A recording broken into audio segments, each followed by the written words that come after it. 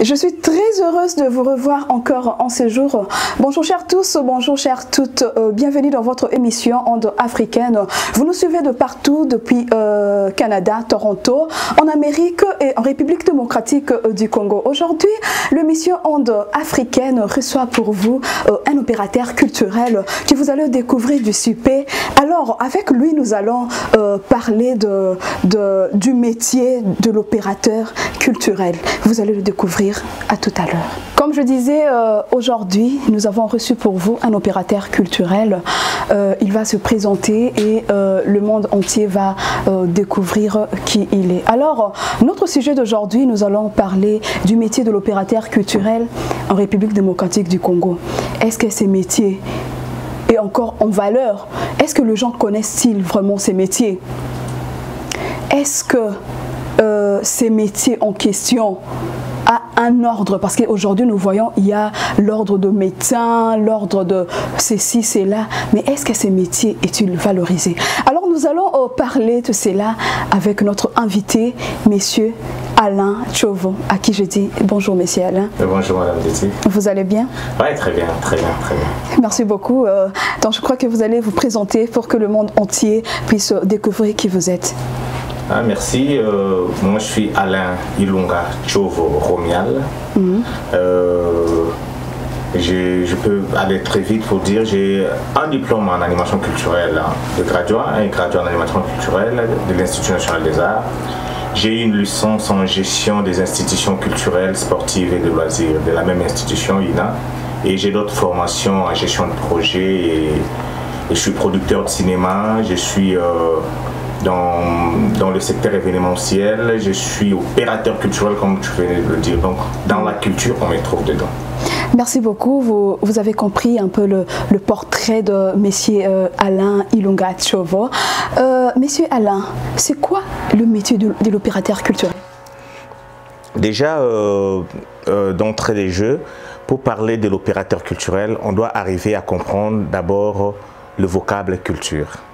Culture, il y a certaines personnes qui disent c'est tout ce qui reste en l'homme après avoir tout oublié. Là, ce sont je pourrais dire des anthropologues qui l'ont défini comme ça.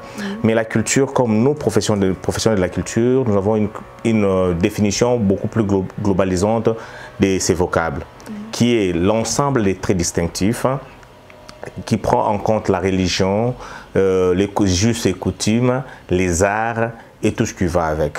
Donc, déjà, nous sommes des opérateurs culturels.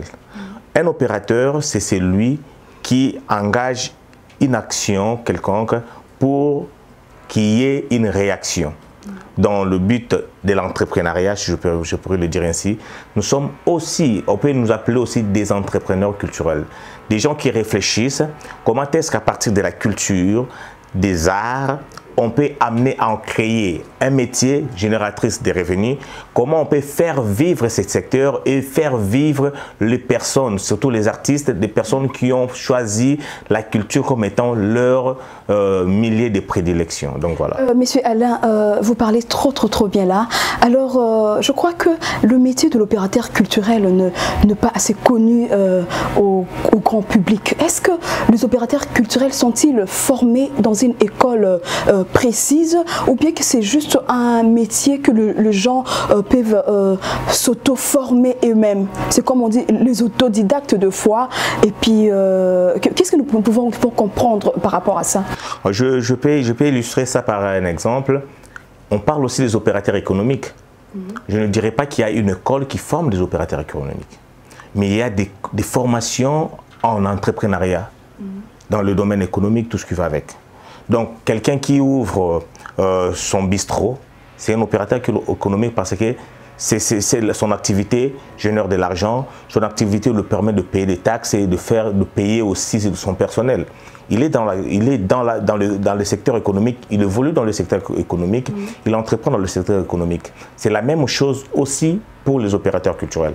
Il n'y a pas une formation spécifique pour les opérateurs culturels, mais c'est toutes les personnes dévouées par les activités culturelles, sportives ou de loisirs, qui entreprennent, qui mettre leurs moyens. Quand je parle de moyens, je ne vois pas seulement l'argent, je vois le moyen humain, je vois le moyen stratégique, je vois le moyen matériel et le moyen temps, enfin de faire vivre une ou plusieurs activités dans le domaine culturel.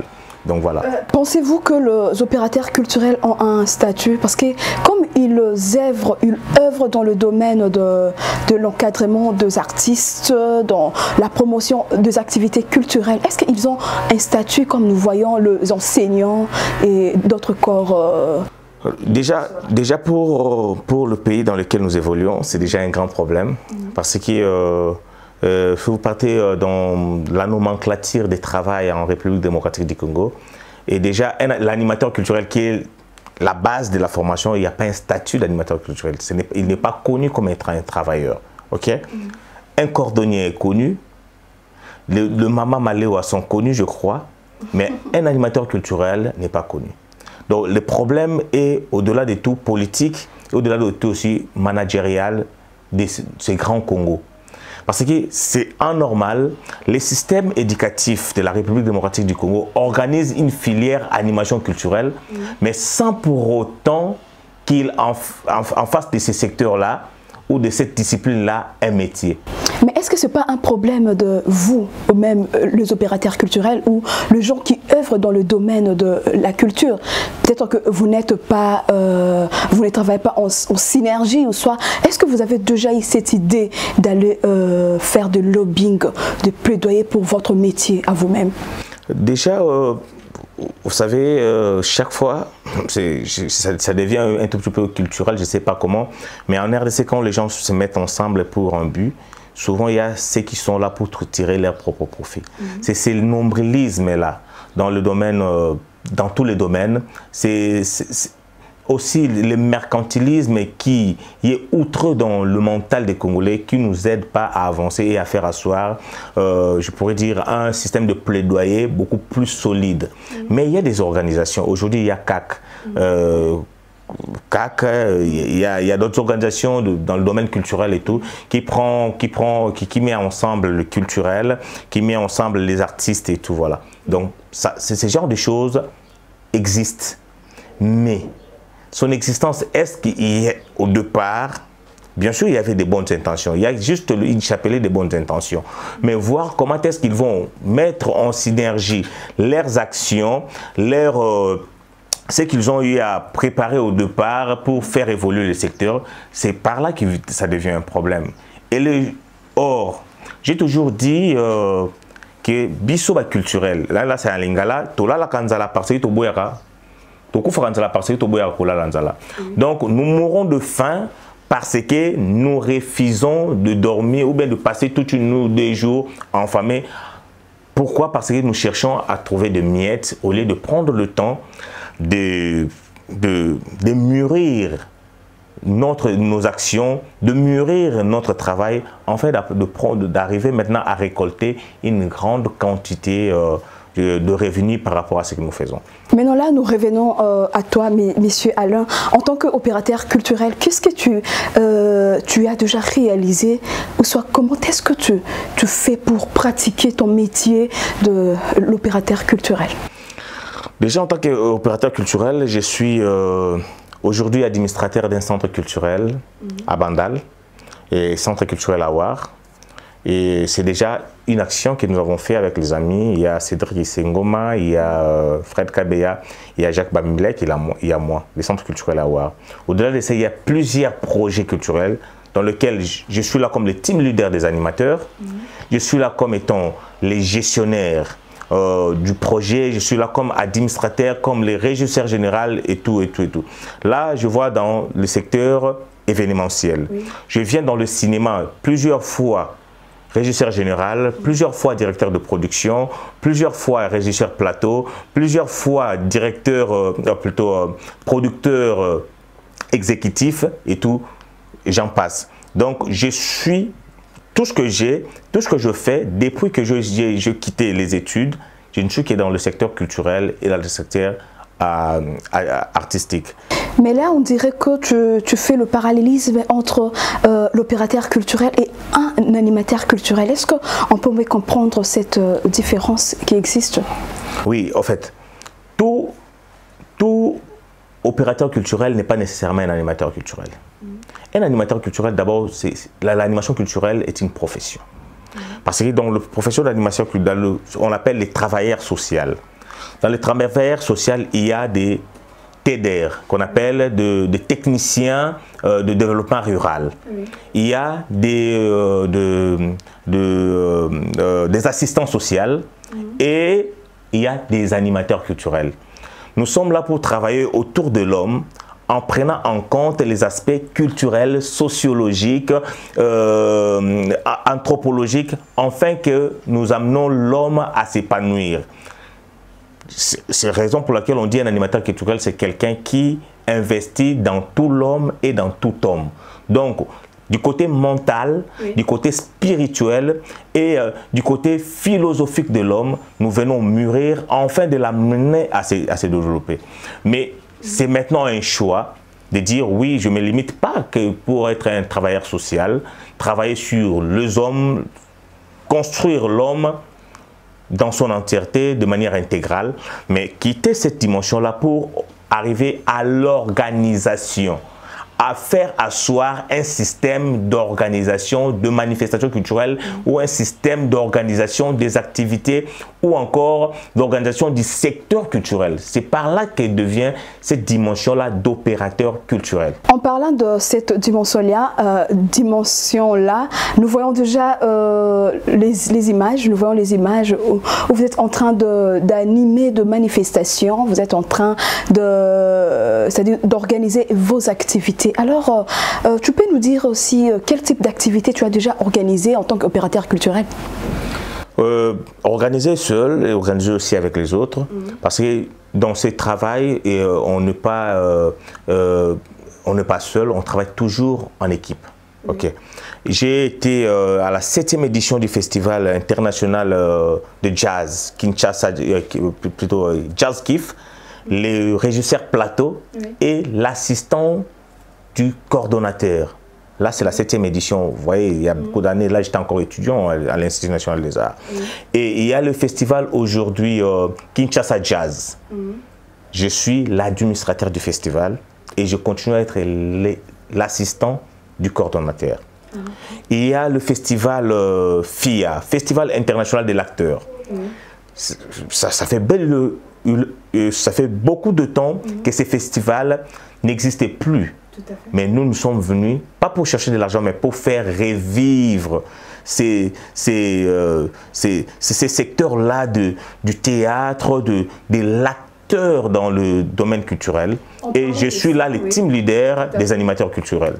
En parlant de ça, des fois nous remarquons, on dirait que le secteur culturel est un peu négligé. Hein?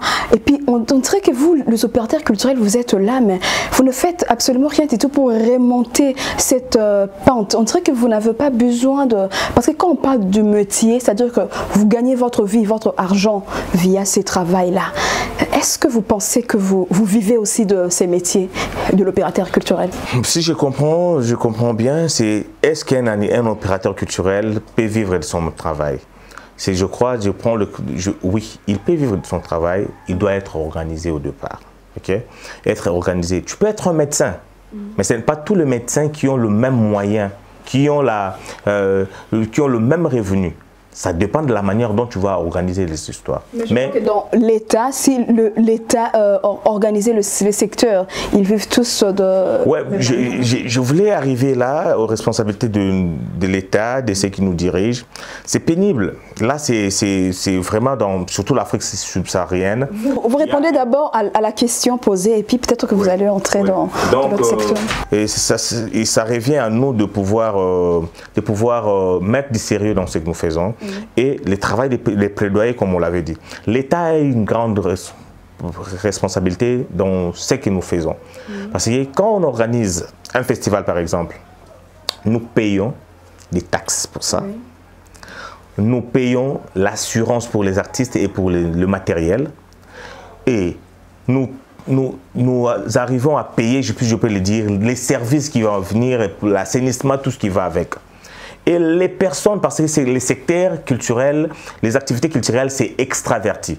Donc il y a beaucoup plus de secteurs, passez-moi la tautologie, qui tirent profit de ce que nous faisons. Exemple pour un grand festival. Il y a des secteurs hôteliers qui gagnent de l'argent parce que nous amenons des gens qui viennent d'ailleurs, qui seront logés chez eux. Tout à fait. Il y a le secteur brassicole qui gagne de l'argent parce que les gens qui viennent au festival, c'est une fête, ils consomment de la boisson. Les brassicoles viennent pour faire leur publicité et au-delà de ça, ils gagnent par rapport aux ventes que nous allons organiser. Qu'est-ce que vous gagnez en tant qu'opérateur culturel? Parce que là, je crois que c'est le secteur du tourisme qui gagne, le secteur de telle entreprise qui gagne. Et vous, en particulier, vous gagnez quoi? Si je disais que on ne gagnait rien, c'est mentir parce que je ne devais pas exister parce que je ne suis que dans ce secteur-là. Bien sûr, il y a des extramuros qui nous amènent à tenir debout. C'est difficile dans des pays comme le nôtre où il n'y a même pas une politique culturelle. Vous voyez? Et plus loin, quand il n'y a pas une politique culturelle, comment voulez-vous que les opérateurs culturels soient reconnus? Je pars avec un petit exemple. Je suis parti une fois pour récupérer mon passeport, mon premier passeport. Et, profession, je dis, je suis opérateur culturel. Opérateur culturel? C'est une profession. Tu es qui, monsieur? Tu fais quoi dans la vie? Je dis, mettez gestionnaire culturel alors. Le monsieur cherchait à me donner, on ne peut pas mettre enseignant ici, on ne peut pas mettre... Je dis, monsieur, mettez gestionnaire culturel, je suis gestionnaire culturel. Et pas plus tard, il y a cela, je crois, 4 ans, il y a un festival, un grand festival Visa for Music. J'avais mon accréditation, je devais avoir beaucoup plus de documents pour annexer ça à mon dossier et enfin d'envoyer aux organisateurs et tout. Je suis parti à, comment on appelle ça encore, l'administration du ministère de la Culture, au secrétariat général. Je demandais un document qui certifie vraiment que je suis un opérateur culturel évoluant en République démocratique du Congo. Et même le monsieur à qui j'avais affaire ne savait même pas quoi me donner comme document. Les textes qu'il y avait sur ce document, c'est moi qui ai écrit et j'ai donné à ce monsieur. Il a pris juste le papier en tête et il a écrit. Mais il y a peu de temps que nous avons vu les opérateurs culturels comme vous se réunir en synergie, c'est-à-dire c'est-à-dire proposer une politique culturelle pour la République démocratique du Congo. Est-ce que vous avez une idée sur ça? J'ai une idée. Mais pourquoi jusque-là, en République démocratique du Congo, il n'y a pas une politique culturelle? Parce que chaque ministre qui vient, il pense que c'est lui qui commence, c'est lui la nombril du monde et tout, c'est avec lui. Il n'y a pas une politique de continuité de l'État. Chaque monsieur qui vient ou une dame qui vient à la tête de notre ministère, il vient, il pense que c'est lui qui commence, il vient avec ses petits, il vient avec ses collabos et tout, ils font ce qu'ils vont faire, ils vont partir. Donc là, vous pensez que c'est un problème du pays? C'est un grand problème et un grand problème politique aussi. Déjà, parce que c'est le politique qui devrait, en principe, nous organiser. Okay? Parce qu'on dit les faits précèdent les droits. Nous sommes là et il y a maintenant la législation qui devrait suivre après. Vous imaginez, il y a des députés où on parle leur voix, qui sont dans la commission socio-culturelle pour initier des lois, enfin de pouvoir faire asseoir notre secteur. Le monsieur dit pour que moi je écrive et je propose ça au Parlement, vous devez me payer de l'argent. Wow. C'est une histoire vraie. Je m'étais de citer le nom, mais je peux citer même le nom de ce monsieur-là. On devrait le payer, afin qu'il puisse rédiger une loi sécurisant le secteur culturel et artistique. C'est aberrant, mais ça se passe dans mon pays. Vous voyez, Je crois que vous devez, la République démocratique du Congo devait s'estimer heureuse, même vous, les gens qui œuvrent dans le secteur culturel, parce que même le thème choisi pour l'Union africaine, hein, parce que vous savez très bien que le président actuel de la République démocratique du Congo, il est à la tête de l'Union africaine, et même le thème choisi est l'art, culture, patrimoine, pour faire l'Afrique que nous pouvons ou nous voulons. Alors vous devez vous estimer heureux en tant qu'opérateur culturel pour organiser ces secteurs. Qu'est-ce que vous pensez par rapport à ça? Oui, merci. Je n'avais pas fini la première partie de la réponse. Conférence nationale souveraine. Oui. Il y avait une commission socio-culturelle. Et d'abord la définition plus globalisante de la culture dans le monde. En français, c'est avec la conférence nationale souveraine qu'on a trouvé cette définition-là, qui est beaucoup plus globalisante. Outre cela, il y a la définition de la MONUSCO, plutôt de l'UNESCO, au Mondial Culte 1982-89 et tout. Mais revenons sur la question qui, je me suis perdu un tout petit peu. Vous devez vous estimer heureux? Oui, heureux par rapport, oui, le président est là, c'est autour de la culture et des arts. Notre pays, la République démocratique du Congo, est un grand pays culturel. Mais on ne peut pas rester dans potentiellement riche, potentiellement. Nous devons prendre ce qui est potentiel là, de le mettre en action. Je crois que c'est à vous de le proposer en tant qu'opérateur culturel, parce que vous connaissez très bien ce secteur. Oui, le président avait déjà commencé, je vis l'autre fois, il était à l'Assemblée nationale, au fait, au palais du peuple, qui auparavant était construit pour la culture. Aujourd'hui, les politiciens nous ont arraché ce bâtiment-là pour faire les réunions qui ne produisent peut-être pas grand-chose. Le président était là pour démarrer ou lancer les go de ses activités et tout. Mais il est le président de l'Union africaine. Il n'est pas seulement le président de la RDC. Donc la tâche, elle est beaucoup plus grande. S'il faut réfléchir sur l'Afrique, on ne restera pas seul. Nous allons chercher nos amis du Burkina, nos amis du Maghreb, nos amis de l'Afrique australe et tout, afin de réfléchir ensemble sur des propositions et tout. Mais je pense que le président avait mis en place un panel de gens qui réfléchissent aussi, puis qui l'aident aussi, comme des conseillers, qui l'aident à bien faire son mandat. Espérons, nous n'hésiterons pas. Nous avons nos stylos, nous avons nos ordinateurs, nous allons écrire, nous allons tout soit proposer. Pas en cherchant à proposer des choses à la télé, enfin qu'on nous appelle pour nous dire ça va, on te laisse ça, non. Nous allons proposer de manière beaucoup plus délibérée, afin que le président ait quand même une direction d'amener ce pays. Il y a un grand travail à faire, bien sûr. Étant opérateur culturel, vous œuvrez dans le secteur de la culture.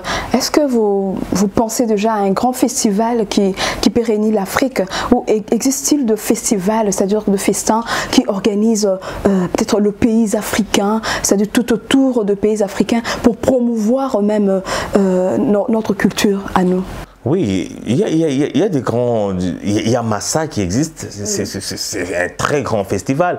Je parlais de Visa for Music. C'est un très grand festival. Il y a au Congo-Brazzaville, l'année passée et tout, il y a de cela beaucoup d'années, FESPAM, qui, je l'attends plus parler. C'est un très grand festival. Chez nous, il y a le festival Amagne. Très grand festival, mais malheureusement géré par des expatriés. Mais c'est un très grand festival. Ça existe. Mais il faut que, après que, en fait, à chaque fois qu'il y a ces actions, qu'il y a ces genres d'événements, qu'on trouve une évolution dans le secteur culturel. Parce qu'en marge de ces festivals, il y a des colloques, il y a beaucoup de rencontres, les gens réfléchissent, mais ça se limite sur le papier. L'action, il n'y a pas l'action qui suit. Et beaucoup plus, ce sont des culturels, et plutôt des politiques, qui doivent prendre les propositions de culturels et leur mettre en action. Mais vous savez, il y a un photographe, enfin il n'est pas photographe, c'est un artiste visuel, je le salue, il va se reconnaître. En Europe, il a vu une ancienne ministre de la culture de la RDC. ah bonjour, et puis le monsieur était là, mieux placé, il était là aussi avec le ministre et tout. Et tout. Après la conférence, bonjour, moi je suis congolais aussi. Ah, tu étais congolais, c'est toi qui étais là. Ouais, je suis congolais, je suis artiste visuel. Et le ministre qui lui pose la question, artiste visuel, ça signifie quoi? Tu es photographe? Et le monsieur était désorienté, il s'est dit, mais quelqu'un de pareil est ministre dans mon pays, mais pas n'importe quel ministre, mais ministre de la culture, qui ne maîtrise même pas les contours de son secteur, de son portefeuille. Il y a un grand problème. Alors là, vous pensez directement que c'est un problème de mettre l'homme qu'il faut à la place qu'il faut. Hein? Bien sûr. C'est ça. Parce qu'aujourd'hui, nous voyons dans la politique, vous allez voir que non, on peut mettre un mécanicien à la place d'un homme de la culture, on prend le ministère de la Santé, on donne un pédagogue, ainsi de suite. Vous pensez que c'est un problème de l'homme? On peut aussi mettre un culturel. Mais quand il n'a plus un cerveau productif, il n'y aura rien. Donc au départ, il faut que le monsieur soit productif du point de vue politique. Il doit être productif du point de vue idéologique et stratégique pour faire évoluer les choses. Et écouter les autres. Pas seulement un groupe de gens, les gens qui se sont mis ensemble. Chaque fois, tellement ils ont l'impérium, ils ont un nom, qui passent dans tel bureau pour prendre de l'argent. Et ce sont les mêmes personnes qui prennent nos bouches et qui parlent à notre place, qui nous représentent, mais malheureusement, ils nous représentent très très mal. Chers téléspectateurs, vous nous suivez de l'Amérique, Canada, Toronto, République démocratique du Congo, nous sommes avec vous.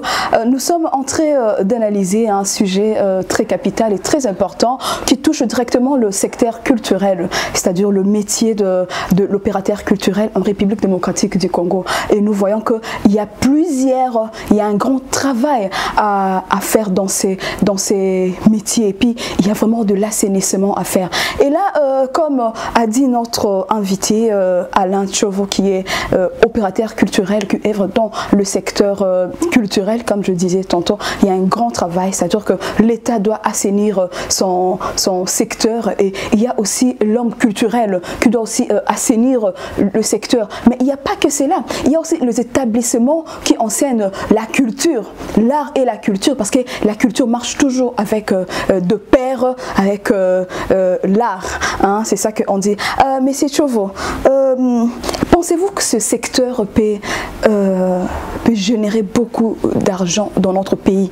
Et si ça ne génère pas jusqu'à présent, qu'est-ce que nous devons faire au juste? Ou qu'est-ce que vous, en tant qu'opérateur culturel, devez vraiment faire pour que l'État puisse vous accepter en tant qu'un métier, un vrai métier?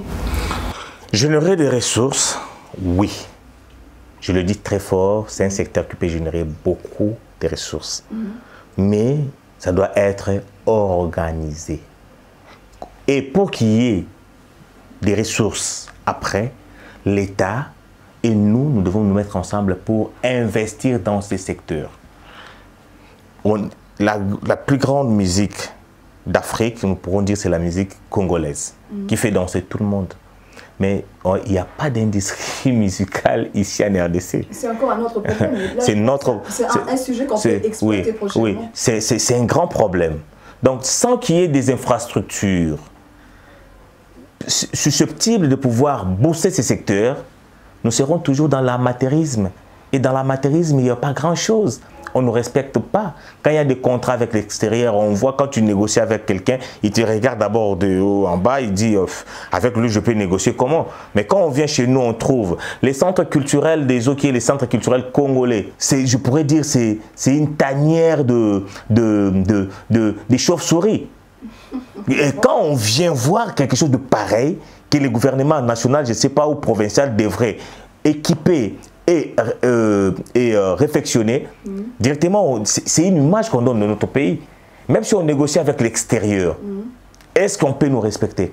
Les institutions culturelles, consulaires qu'il y a ici, partez au Cameroun, on paye à un artiste 1000, je crois, 1 million de francs CFA pour une prestation, qui fait 2000 $. Mais ici, c'est 700 $, 600 $. Croyez-vous que les artistes du Cameroun sont plus que les artistes d'ici pour l'Institut français et autres? Et d'ailleurs, j'aurais appris que ce soit les artistes camerounais, ivoiriens, ils se sont inspirés de nos artistes ici de la République démocratique du Congo. Mais eux-mêmes, ils ont fait 100 pas en arrière, c'est comme on dit. Bien sûr. Et le secteur culturel est extraverti, comme je venais de le dire il y a peu de temps. Les économistes, ils doivent venir réfléchir avec le culturel. Comment est-ce qu'on peut investir dans le domaine culturel pour trouver de l'argent? C'est de l'intelligence. On laisse la place aux artistes, Babé Tamandanda, qui jouent à leurs instruments, qui chantent, qui dansent et tout et tout. Mais ce sont les économistes qui doivent réfléchir. Mais nous, j'ai comme l'impression que nous refusons de réfléchir, nous, les Congolais. Raison pour laquelle on est là dans le truc, comment je peux vivre aujourd'hui, comment je peux manger, comment je mangerai demain. Et on se limite là. Et tant que notre réflexion est liée juste à la nourriture, à la bouffe, et à comment on peut juste, comment satisfaire les besoins primaires, on ne peut pas évoluer. Chers téléspectateurs, vous nous suivez de partout. Il faut savoir que le secteur culturel génère beaucoup d'argent.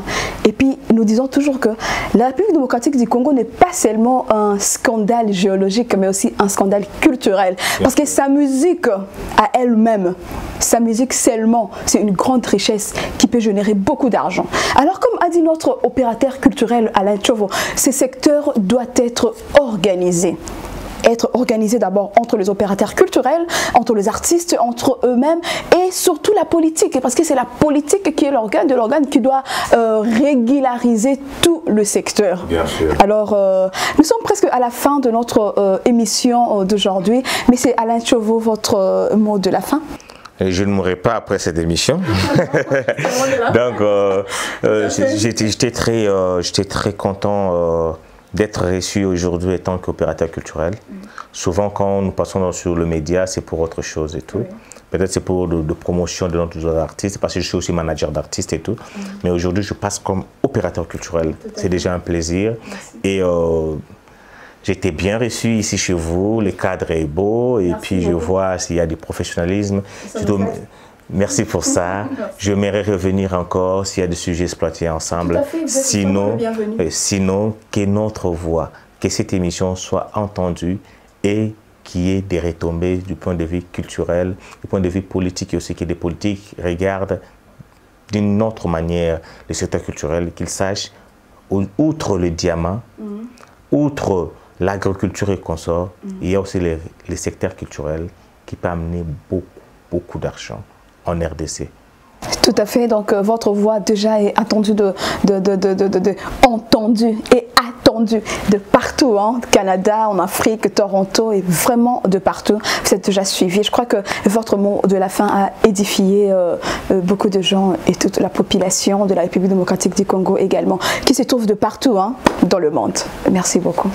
Bien, chers téléspectateurs, nous voici à la fin de notre émission d'aujourd'hui, Ondes Africaines a reçu pour vous un opérateur culturel qui nous a parlé d'un sujet très intéressant et très capital. Il nous a parlé du métier de l'opérateur culturel en République démocratique du Congo, c'est-à-dire leurs difficultés, les avantages et autant beaucoup d'autres choses qu'il nous a parlé. On était heureux de recevoir monsieur Alain Tchovo qui œuvre dans ces secteurs de la culture. Et là, nous remercions la grande équipe qui ne cesse de m'accompagner. Là, je vois Christian Padi, je vois Fortiné Fouassa, Jonas Kungi et moi-même. Je vous dis un grand merci. Je suis votre présentatrice de tous les jours, de chaque jour. Nous passons toujours de très beaux moments d'Eti Shembo. Et là, je n'oublierai jamais, et on ne peut jamais oublier, la grande famille Diasona Madias.